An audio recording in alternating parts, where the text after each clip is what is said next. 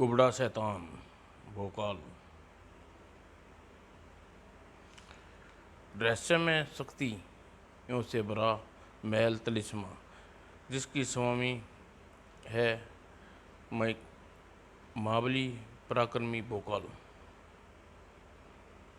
विश्व का सबसे सुरक्षित महल तिलिस्मा, जिस पर आक्रमण करके उसका विजय पाना संभव है।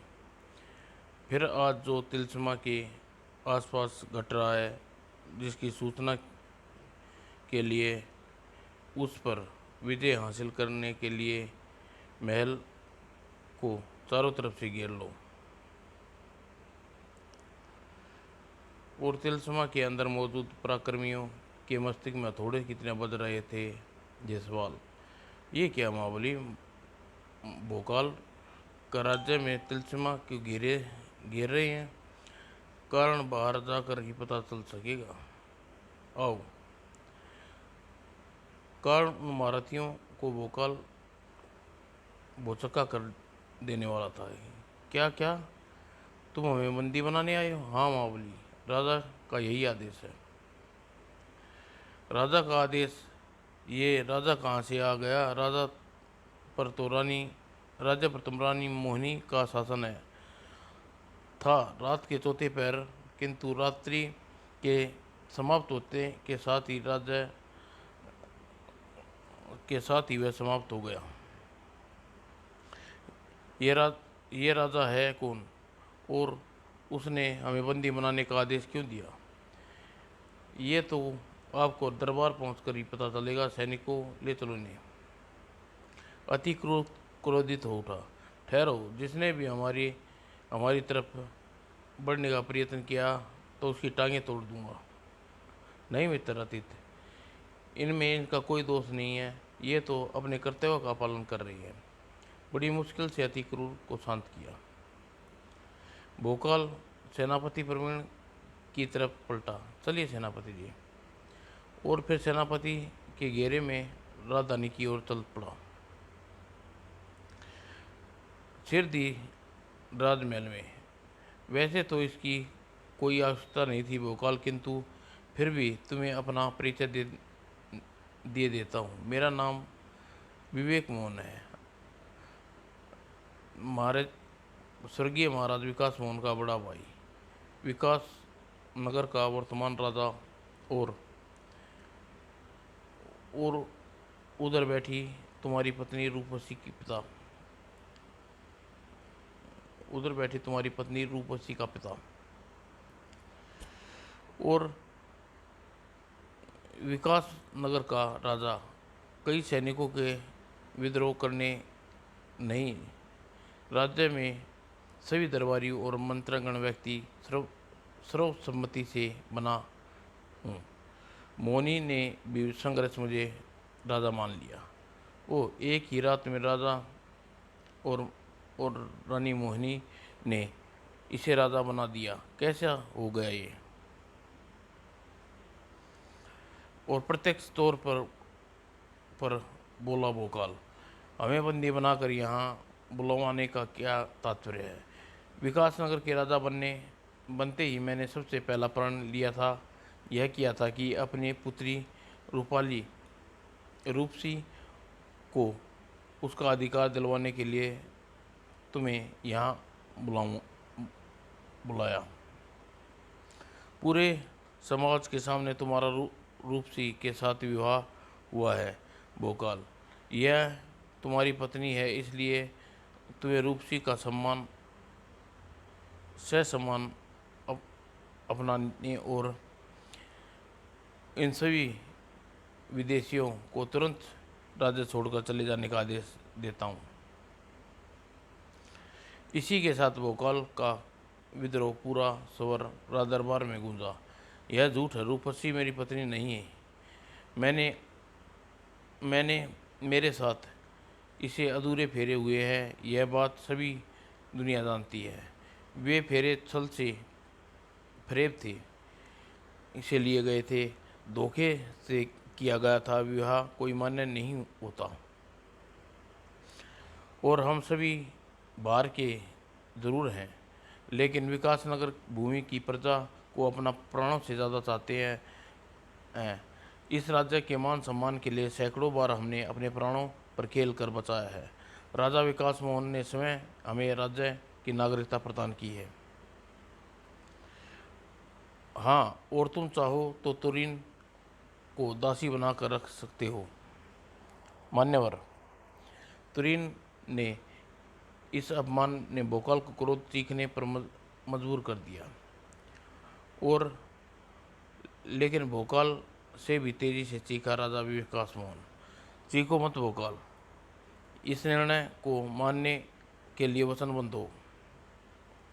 और ऐसा ही ढंग से भोकाल सिर झुकाए बैठी रानी मोहिनी की तरफ पलटा। महाराज, भोकाल के साथ अन्याय हो रहा है रानी जी, और आप चुपचाप बैठी है।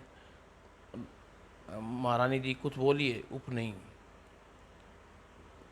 भोकाल की तरफ और तुरीन से बिना देखी गई फिकर पड़ी शेरनी की तरह दाढ़ी वे। मत चिल्लाओ, मत चिल्लाओ भोकाल, यहाँ तुम्हारी कोई नहीं सुनने वाला। सभी ने मिलकर हमारे विरुद्ध प्रयत्न रचा है। खामोश दुष्ट लड़की, तूने यह कहकर हमारे सारे दरबार में गौरवपान किया है। तुझे इसका दंड मिलेगा। तेरी आत्मा भी थरा उठेगी। सैनिकों, इसकी गर्दन इसके धड़ से अलग कर दो। राजा का आदेश पाकर बहुत से सैनिक तुरंत की तरफ बढ़े। और वहीं रुक जाओ, अन्यथा भून कर रख दूंगी। और दूसरी तरफ तुरीन की तरफ बढ़ सैनिक को अति क्रूर का सामना करना पड़ा। अति क्रूर के होते हुए क्या मृत्यु तुरीन के बाल विवाह का कर सकती है? और सुल्तान वेणु और लड़ाकी और पिंचू भी कोई लड़ाई में कूद पड़े अगर भोकाल ना चीख पड़ता। रुक जाओ साथियों, तुम क्या कर रहे हो? राज सैनिकों पर हाथ उठाना अपराध है। लेकिन रुक जाओ तुम, हम वार्ता से समस्या सुलझा लेंगे। अब वार्ता का कुछ नहीं होने वाली मित्र भोकाल, वो देखो तुरीन को समाप्त करने के लिए सैनिक पलटन आ रही है। तुम पीछे हट जाओ, मैं नहीं रोकता हूँ। मारो इन सबको। अति कुरुकास्य की भारी मूर्ति उठाकर उन सब की तलवार को रोका और पीछे हटो। समझ में नहीं आ रहा इन सैनिकों को क्या हो गया है। ये मेरी बात सुनकर शांत होने की जगह उग्र होते जा रहे हैं। सैनिकों को उग्र होने से रोक पाया भोकाल तो अपने साथियों से निवेदन किया, मैं जानता हूँ तुम्हारे आगे सैनिक भुगने से ज़्यादा कुछ नहीं है, लेकिन ये सभी निर्दोष हैं, इसलिए इन पर वार नहीं करना, मात्र अपना बचाव करो और तुम्हें मेरी सौगंध। ठीक है मित्र भोकाल, जैसा तुम चाहते हो वैसा ही होगा। और तब वार करने की जगह अपने बचाव में जुट गए। और सिंहासन पर बैठा हुआ विवेक मोहन क्रोध से सूखे पत्ते की तरह कांपा। उसकी आंखों में शैतानी हिंसा साफ नजर आ रही थी और फिर मुंह से निकल रही थी दरिंदी की गुर्राहट, जिसे देखकर बैठी रूपाली बुरी तरह हैरान थी। उफ, ये पिताजी को क्या हो रहा है? लेकिन सैनिकों को हारता देख इन्हें क्रोधित क्यों हो गए? इनके मुख से विचित्र गुर्राहट क्यों निकल रही है? और रूपसी की निगाह विकास मोहन के लबादे से बाहर हाथ पर पड़ी तो मानो सांस लेना भूल गई। ओ पिताजी को कुछ के हाथों को क्या हुआ? उफ। और रूपासी हैरान के साथ हाथ को देख रही थी कि राजा विकास मोहन प्यार भरी आवाज़ में उसे चौंकाया। क्या हुआ रूपासी? कुछ नहीं, कुछ नहीं, कुछ भी तो नहीं। ओह पिताजी, दोनों हाथ एक हाथ सामान्य हैं। अभी अभी मैंने देखा, कहीं वह सपन तो नहीं था। इधर भोकाल अति क्रूर तुरीन और सुल्तान वगैरह अपने बचाव करते करते बाहर की तरफ बढ़ गए थे। तभी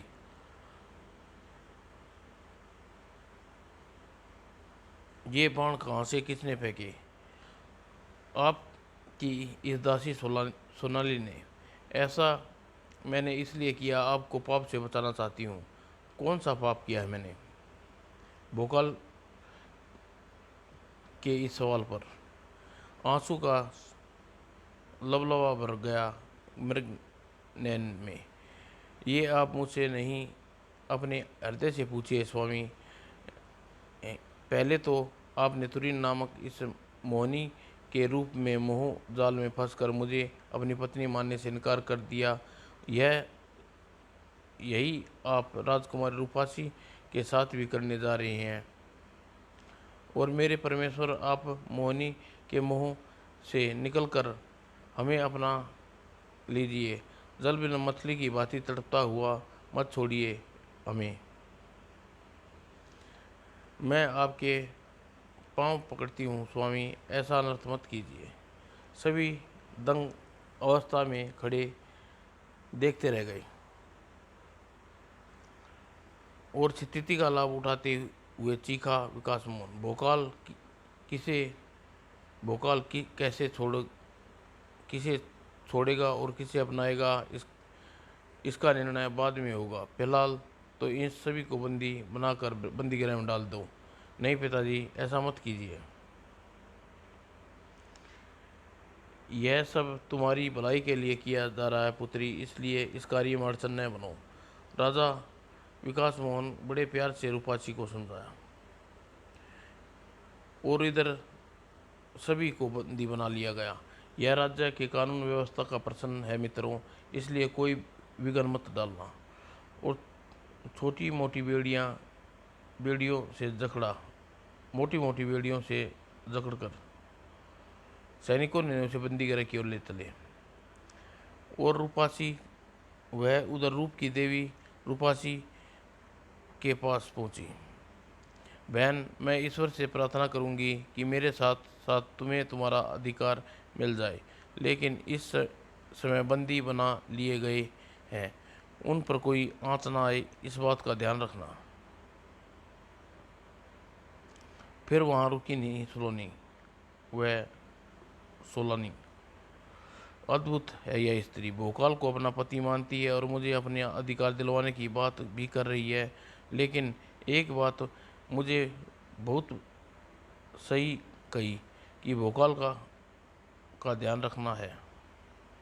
पिताजी इस बात का पूरा ख्याल रखेंगे कि क्योंकि प्यारी पुत्री को वह हरदम खुश रखना चाहते हैं और वह जानते हैं कि मेरी खुशी में भोकाल को खुश रखने में है। मैं अपने पिताजी के प्रति रूपवासी का सोचना कितना गलत था। ये उसे रात को पता चला गया। उसके बंधनों का उसके बंधनों का तो प्रयत्न करना करना है ना प्रबंध करना है ना। इस विषय में आप बेफिक्र रहिए। मैं जानता हूँ छोटे मोटे बंदरों में के लिए नहीं, उसके लिए मायने नहीं रखते, इसलिए मैंने उनसे मोटी फौलादी जंजीरें से भी बांध दिया हुआ है। ये आवाज़ तो पिताजी के कक्ष से आ रही है। इतनी रात को किससे बात कर रही हैं, देखती हूँ।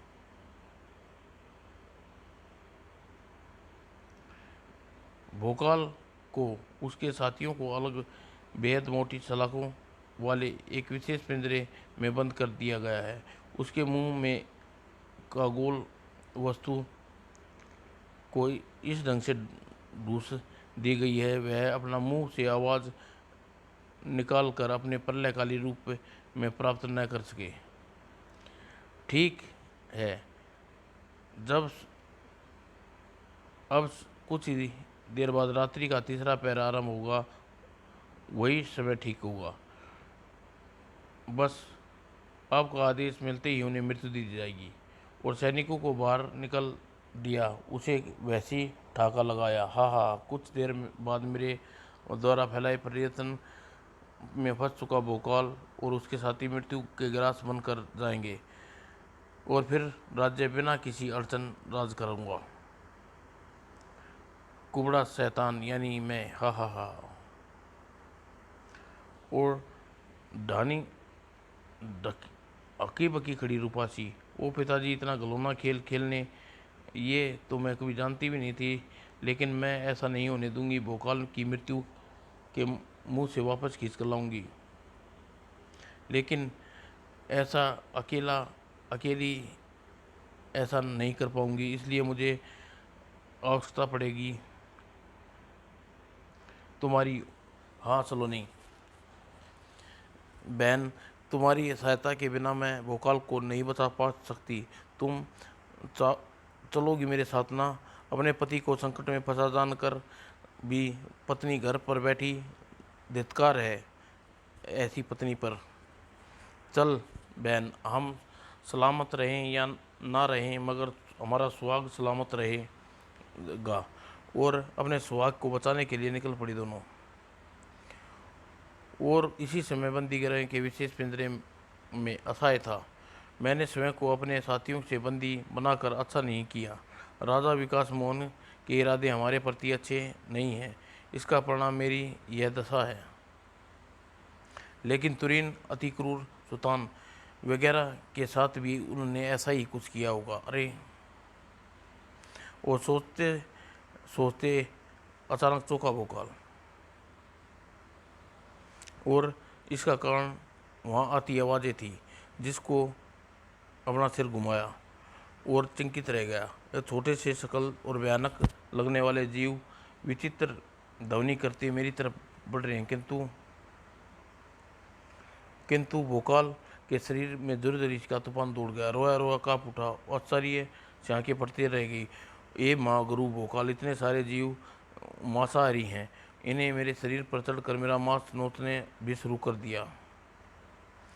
ये मांसाहारी जीव मेरा मांस नोच रहे हैं और मैं न केवल मजबूर बंदा हूँ, बल्कि अपने मुंह से आवाज़ भी नहीं निकाल सकता, पूरी तरह विवश हूँ। ऐसा मुझे लगता है नहीं कि ऐसी स्थिति में कुछ फर्क का हुआ। और भोकाल की शरीर मृत्यु यहाँ अपने साथियों के सिर और वहाँ उसके साथियों पर सिर मंडरा रही थी। ओह, मृत्यु धीरे धीरे हमारी तरफ बढ़ती जा रही है। कुछ कुछ करो, कुछ करो, कुछ करो। कुछ नहीं हो सकता, कोई कुछ नहीं कर सकता, क्योंकि पूरी तरह बेबस हैं।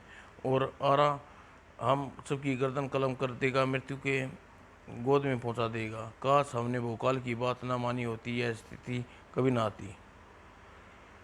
भोकाल ना जाने इस समय कहाँ होगा, उस पर क्या बीत रही होगी। ऐसी स्थिति में तुरीन अपने पति भोकाल की चिंता थी, इसलिए। लेकिन की चिंता कर पति की चिंता करने वाली तुरीन ही नहीं, रूपासी और सोनी भी थी। और लेगा और बस स्वामी, आपको कष्ट सहना था वह सह लिया। अब आपको दासियां आपको बचाने आ गई हैं। सुलानी, रूपसी और सुनानी। रूपसी तड़प उठी भोकाल की हालत देखकर। उप सुलानी, इन बाणों से उसे घायल करते जीवों को बीन डाला। अब ऐसा होगा, मजबूरन हमें रूपाची बहन के जीव उसके शरीर से चिपके हुए हैं। मेरे चलाए बाण उनको भी लग सकते हैं। ओह, बचाने का कोई दूसरा साधन खोजना होगा। दूसरा साधन यह है कि किसी तरह मोटे सलाखों के पिंजरे को खोलने में सफल हो जाए। नहीं नहीं, यह मुश्किल नहीं लगता। फिर तुम्हें पिंजरे को खोलने का कोई रास्ता देखो, तब तक मैं कोई अन्य उपाय खोजती हूँ, ठीक है? और दोनों अपने अपने तरीके से भोकाल को बचाने में जुट गई।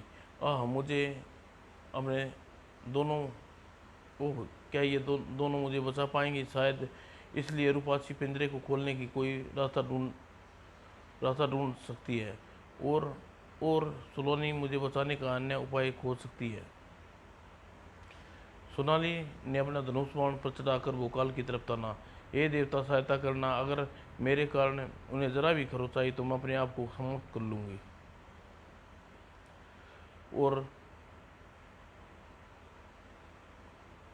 छोड़ दिया बाण, और सनसनाता हुआ बाण अपने निशाने पर जा लगा।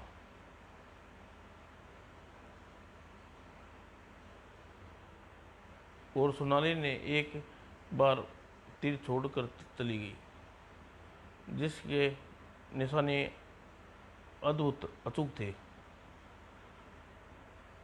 और आश्चर्य के समुद्र में डुबकी लगाए भोकाल कुछ समझ पाता इससे पहले ही झटके से मुंह में ठूसी बोल को खींच लिया।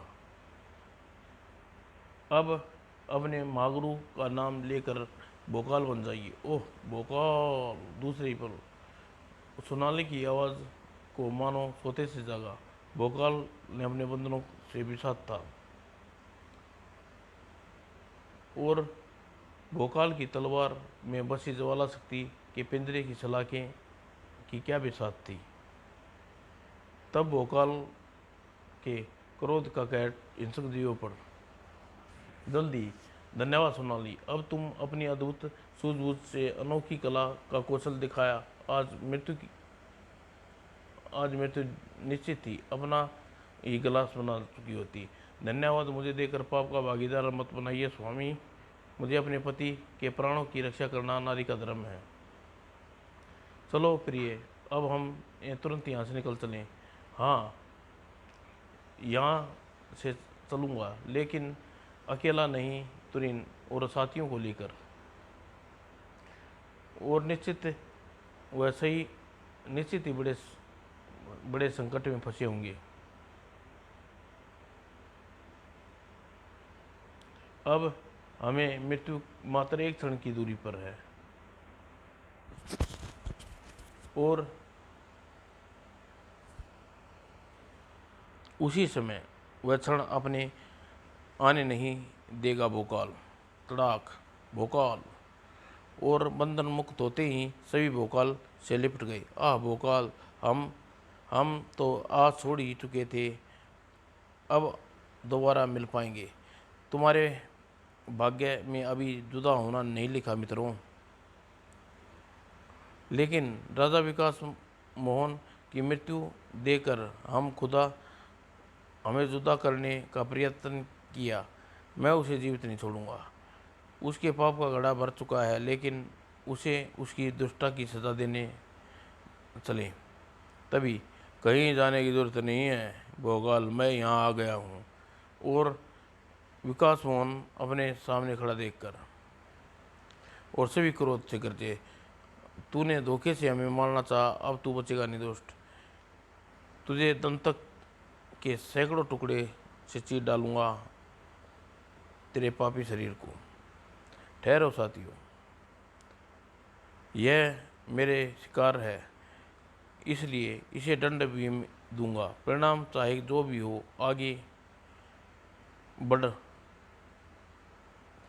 आगे कोई नहीं बढ़ेगा। और अपने साथियों को रोककर भोकाल ने विवेक मोहन के सामने जा खड़ा हुआ। और इस बात का अफसोस होगा भोकाल कि मेरे हाथों तू सबसे पहले मरेगा, जबकि मैं तुझे सबसे बाद में तड़पा के मारना चाहता था। कौन किसके हाथों मरता है, यह तो वो तो समय बताएगा दोस्त। कहते ही भोकाल की तलवार घूमी, लेकिन विकेश मोहन ने सिर्फ स्वयं को बचाया, बल्कि अब मेरी बारी है भोकाल। मुझे विश्वास है तू मेरे वार से नहीं बचा पाएगा। तेरा सपना आज सिर्फ भोकाल ही नहीं, उसके आगोश उसके आक्रोश से भी है। विवेक मोहन, इसलिए ना तू बच पाएगा, ना तेरी ये तलवार। ओह, अब तेरा समय आ गया है। दुष्ट विवेक मोहन, अपने इष्ट देव को याद कर ले और बुलावे में है भोकाल, तू कुछ नहीं बिगाड़ सकता। ओह, मागरू भोकाल की तलवार का वार को ना सिर्फ इसने अपने हाथ पर रोक लिया, बल्कि इसने मेरे हाथ से छीन भी ली। वहाँ वहीं तुरिन वह शैतान भोकाल को मार देगा, उसे बचाती हूँ। नहीं तुरिन, भोकाल ने कहा था कि परिणाम जो भी हो उसके बीच में कोई नहीं पड़ेगा, लेकिन अब तो भोकाल की जान पर बनी है। नाक से खून आ रहा है, आंखों उबल पड़ी है, उतारू हैं, मर जाएगा तीत। नहीं, उसे कुछ नहीं होगा, तुम विश्वास है। उसके बाद भोकाल उसके बाद भी भोकाल जीतेगा, भोकाल जरूर जीतेगा। और अति क्रूर उस शब्दों से मानो भोकाल के शरीर में नया जोश भर दिया। उसे मुझे अपने साथियों के विश्वास को नहीं मरने देना, मुझे कुबड़ा शैतान से जीतना होगा। और बड़ी मुश्किल से भोकाल ने अपने पैरों को हिलाकर पीछे ले जाने में सफल हुआ। और फिर तड़ाक, कुबड़ा शैतान के पेट में भोकाल की पड़ी भोकाल की ठोकर। भोकाल के शरीर की सारी शक्ति भरी हुई थी। परिणाम तड़प कर कुबड़ा शैतान ने भोकाल को छोड़ दिया और अगले ही पल कुबड़ा शैतान संभल कर भयानक रूप में भोकाल की ओर बढ़ा। कुबड़ा शैतान, तू बच नहीं सक पाएगा भोकाल से। इधर कुबड़ा शैतान ने आगे बढ़ाए कदम, और विद्युत की तेजी फुर्ती से लपक कर भोकाल ने अपनी तलवार उठा ली और दूसरे क्षण पीठ पर उभरी बाजुओं को काटने के साथ ही कुबड़ा शैतान चीख वातावरण में गूंज उठी और भोकाल की वार करने का आया दूसरा अवसर भी न गवाया। इसके साथ ही आश्चर्यचकित रह गया, क्योंकि ओह, कुबड़ा शैतान अदृश्य हो गया। और देखा तुरिन, मैं न कहता था मेरा मित्र जीतेगा, जीत गया। और फिर अपने सांसें संयमित करने पर भोकाल सभी को घेर लिया। समाप्त दोस्तों।